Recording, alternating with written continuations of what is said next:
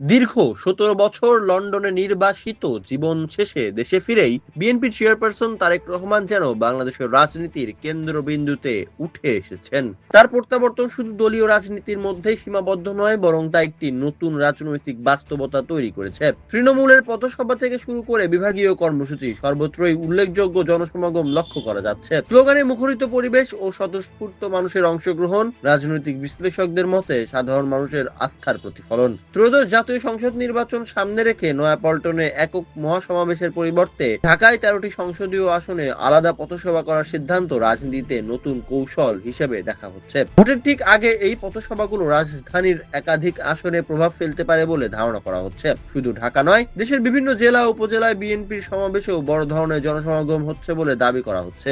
বিশেষ করে তরুণ প্রজন্মের মধ্যে তারেক রহমানকে ঘিরে আগ্রহ রাজনীতিতে নতুন মাত্রা যোগ করেছে। বিশ্লেষকদের মতে সবার আগে বাংলাদেশ ও উই হ্যাভ এ প্ল্যান স্লোগানের মাধ্যমে পরিকল্পনা ভিত্তিক ও আধুনিক রাজনীতির বার্তা দেওয়া হচ্ছে। পাশাপাশি উগ্রবাদ পরিহার ও অন্তর্ভুক্তিমূলক রাজনীতির কথা তুলে ধরে তিনি সুশীল সমাজেরও দৃষ্টি আকর্ষণ করেছেন।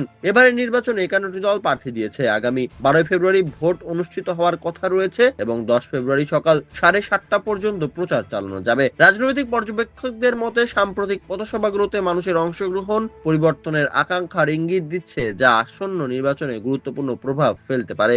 চলনবিল প্রবাহ, মা মাটি মানুষের কণ্ঠ।